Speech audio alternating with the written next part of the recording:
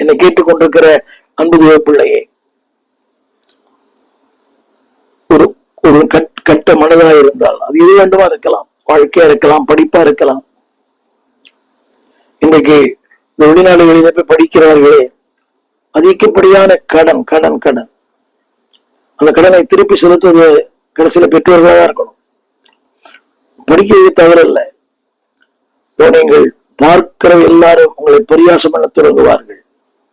ஆனால் தேவனிடத்துல உங்களை எப்படி வைக்க விரும்புகிறார்? நீங்கள் உங்களை பெருகு செய்ய, சம்பூர்ணமடைய, நற்கிரிகளில, சகல கிருபைகளில பெருக செய்ய வல்லவரா இருக்கிறார். கரெக்ட். அதாவது count the cost before the commitment. ஒரு வாழ்க்கையை ஒன்று செய்வதற்கு முன்பதாக யோசியுங்கள்.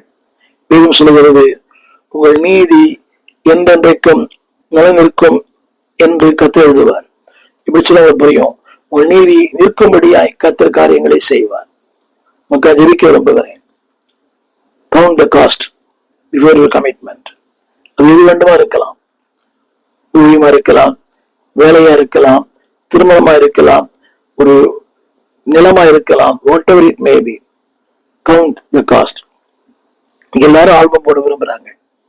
கடன் வாங்கி ஆல்பம் போடாதீங்க. இன்னைக்கு திரைப்பட நடிகர்கள் எல்லாம் எவ்வளவு பேர் தற்கொலை பண்றாங்க. எதிர்பார்ப்பு, படம் ஓடும், பிரம்மாண்டமா இருக்கும், கடன் கடன், அடுத்து தற்கொலை வேண்டாம். வேதம் சொல்கிறது, நீங்கள் எல்லாவற்றிலும் எப்பொழுதும் சம்பூர்ணமுடையவர்களாய் சகலவித நற்கிரிகளிலும் பெருகுவர்களாய் இருக்கும்படி உங்களிடத்தில் சகல கிருபைகளையும் தேவன் பெருக செய்ய வல்லவராக இருக்கிறார். அது மட்டுமல்ல, உங்கள் நீதி என்றென்றைக்கும் நிலை நிற்கும்படியாய் கர்த்தர் விரும்புகிறார். உங்கள் நீதி இருக்கட்டும், பரியாசம் அல்ல. உங்கள் நீதி என்றென்றைக்கும், அந்த வார்த்தையை நான் கூடிட்டு காட்ட விரும்புகிறேன். என்றென்றைக்கும் நிற்கும். கர்த்தர் அப்படி உங்களுக்கு செய்ய உங்களுக்காக ஜெபிக்க விரும்புகிறேன். ஜெபிப்போம். வானத்தையும் பூமியும் படைத்த நல்ல ஆண்டவரே, தர்மையான வேலைக்காய் நன்றியோடு துதிக்கிறோம்.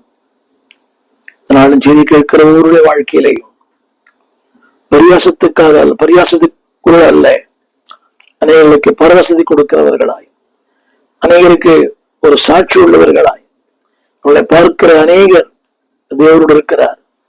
அவனை உட்கார்ந்து செல்லும் செலவை கணக்கு பார்க்கிற ஒருவர்களாய், whatever it may be, சிந்திக்கும் திறனை எங்களுக்கு தாரும். தொலைதூர பார்வை எங்களுக்கு